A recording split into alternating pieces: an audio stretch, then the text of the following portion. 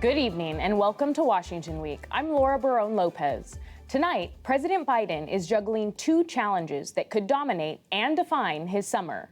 Here in Washington, it's crunch time for the president and congressional leaders to reach an agreement on raising the country's borrowing limit.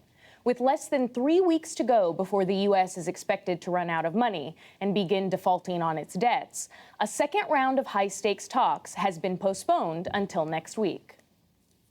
I have not seen from there a seriousness of the White House that they want to deal. It seems like they want to default more than they want to deal. The announcement comes after a Tuesday meeting at the White House ended without a breakthrough.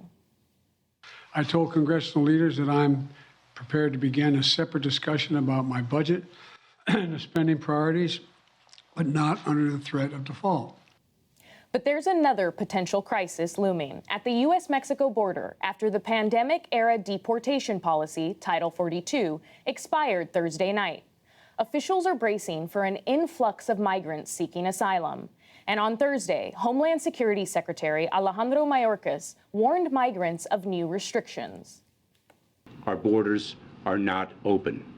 People who cross our border unlawfully and without a legal basis to remain will be promptly processed and removed. But Republicans and some Democrats are critical of the administration. President Biden has overseen the worst crisis at our border in our nation's history. With Title 42 expiring, you're going to have a major catastrophe. It is a crisis entirely of his own making. Joining me to discuss this and more, Ron Brownstein, senior editor at The Atlantic and senior political analyst at CNN. And with me here in the studio, Dan Balls, chief correspondent at The Washington Post, Zolan Canos-Youngs, White House correspondent for The New York Times, and Ali Vitale, Capitol Hill correspondent at NBC News. Thank you all. Zolan, I want to start with you because the second meeting that was originally set for today between President Biden and congressional leaders was delayed to next week.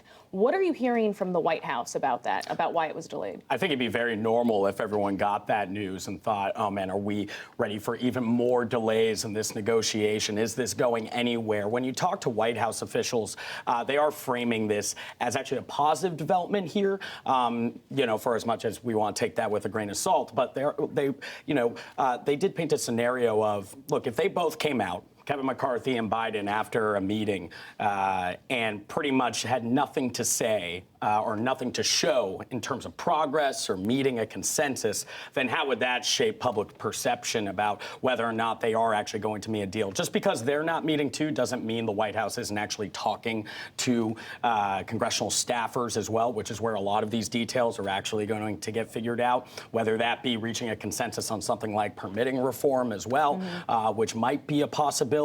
But look, I mean, earlier in the week, if we would have asked or if this topic would have brought up, I might be talking about the 14th Amendment right now as a possibility for the White House. It does seem, when you talk to officials involved in this, that talks are ongoing and they seem to be looking towards next week just in terms of continuing negotiations. And today, the Nonpartisan Congressional Budget Office said that their ex-date estimate is June 1st, like the Treasury Department. Ali, what are your Hill sources telling you about where the discussions are at after the meetings this week? Well, I think that you're right, that the White House is trying to say that there is, a glass half full view of punting this meeting. I know that these negotiators from the White House, from the core four congressional leaders, they've all been meeting on Capitol Hill for a few hours a day. Certainly, we're starting to see some consensus come out of those backdoor meetings around, you're right, permitting reform, clawing back COVID money. Those are the things that they're finding as points of consensus.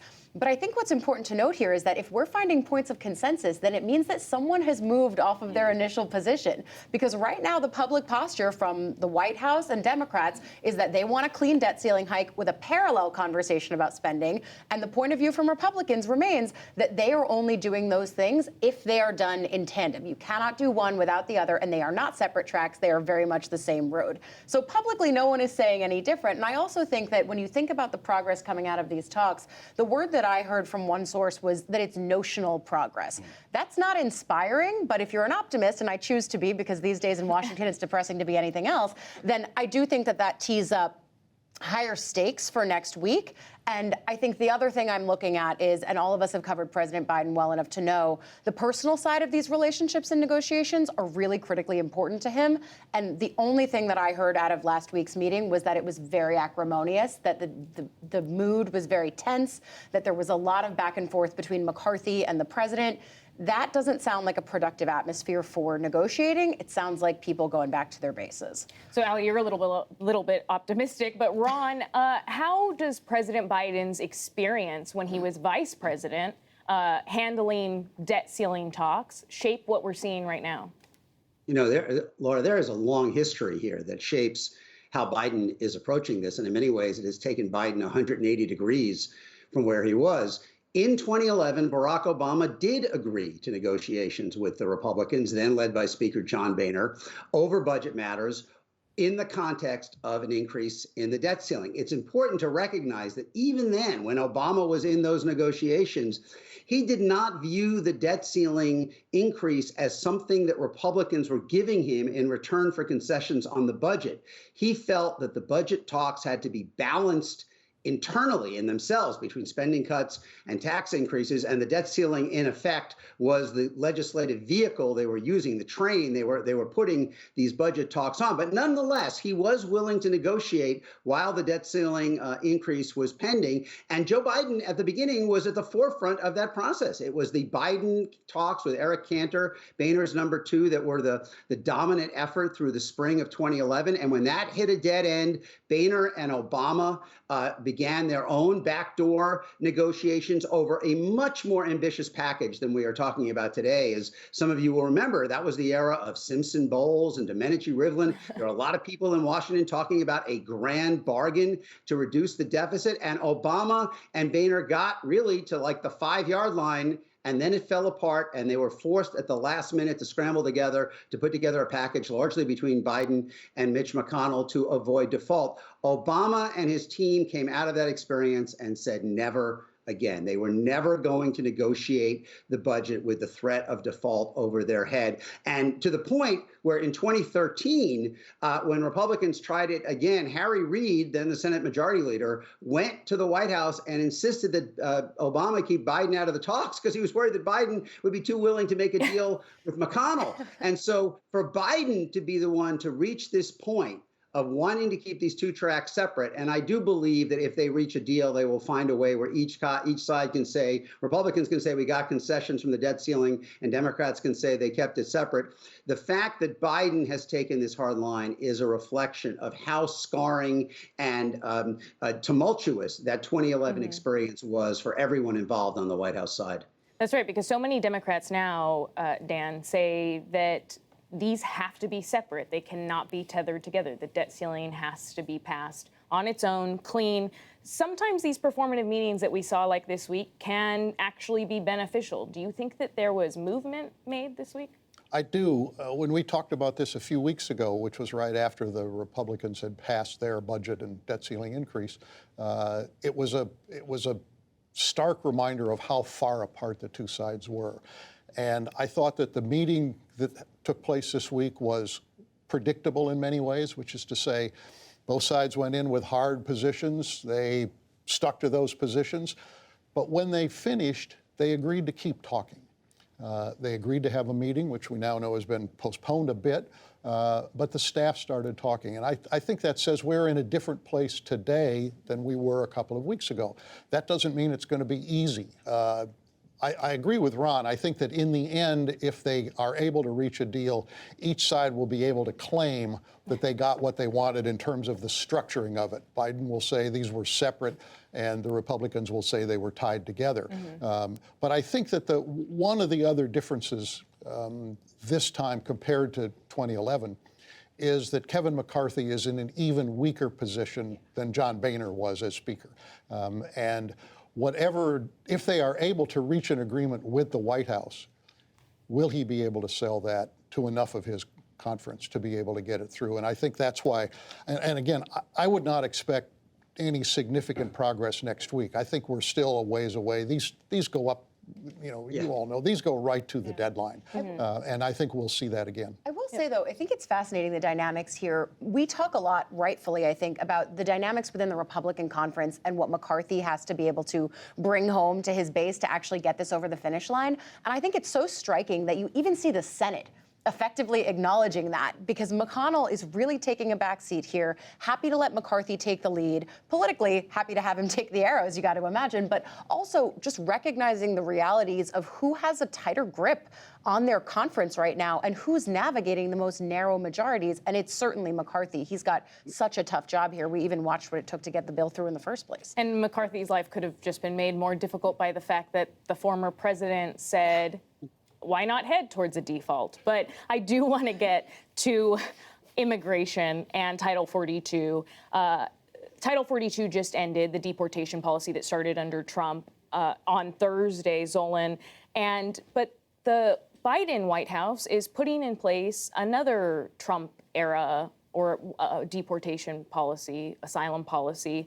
What exactly does this new policy do, and how does it affect asylum seekers? Yeah, well, they're trying to. I mean, we'll see if it doesn't get challenged in court. But right now you have a situation where after 2 years of within the White House, internal debate and infighting over how fast to unwind Trump-era policies, and after a certain reliance on Title 42, which did seal the border to many asylum seekers, this is being lifted, and you're having another policy that looks very similar to another Trump-era rule being put in place. That policy basically says that if you're a migrant that made its way that did not apply for protection in a country on the way to the border, say you did not apply in Guatemala, you did not apply in Mexico, and you get to the border and you're shown to not have applied for protection, then you're not going to be eligible for protection in the United States.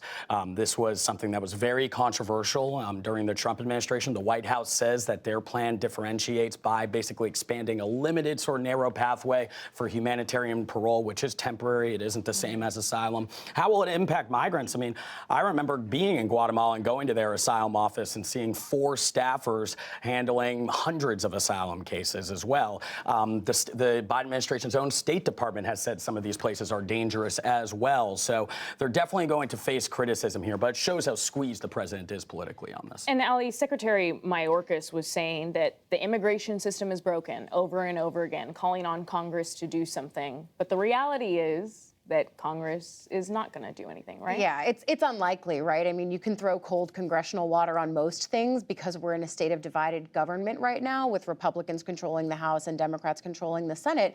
That's not to say that not everyone seems to agree that this is a broken system. It's just the views are widely divergent on how to fix it. On the House side, you watched them pass a border package this week that was, in theory, one of their signature policies that they wanted to pass upon taking the majority. But even that required so much cajoling on the part of leadership to be able to get the votes that they needed to pass that through. I think that's notable when you consider the Republicans. And then on the Senate side of the building, you have Senators Sinema and Tillis getting some bipartisan backing from their friends on both sides of the aisle to basically an extension of Title 42 for 2 years. And even that, I think, will face significant challenges because the Senate realities are so different than the House. So I don't have high hopes for anything. And Ron, I want to give you one final thought on immigration. You've said that the country is facing an immigration paradox. How so? Yeah.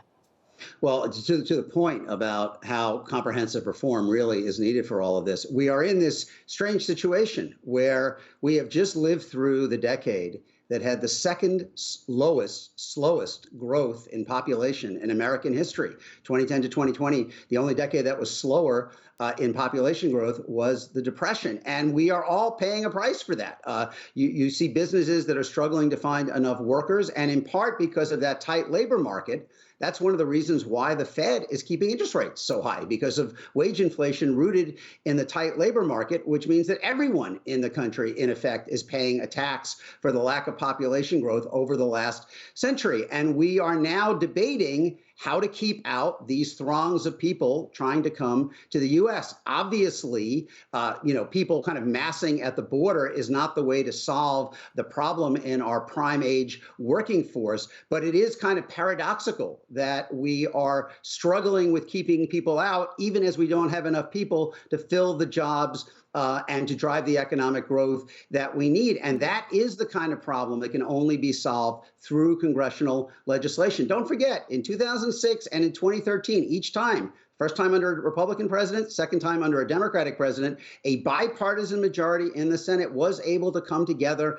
on a comprehensive bill that included tougher border security, more pathways for people to work, legal status for people who are here, who are undocumented. Mitch McConnell voted for the first one. Marco Rubio voted for the second one. Each time the House would not take up the bill. Ultimately, it's very hard to imagine we can do any more than manage the worst of this problem without more congressional action than we've seen since the 90s. And we should note that when Title 42 ended Thursday evening, that so far there hasn't been this dramatic surge over the border.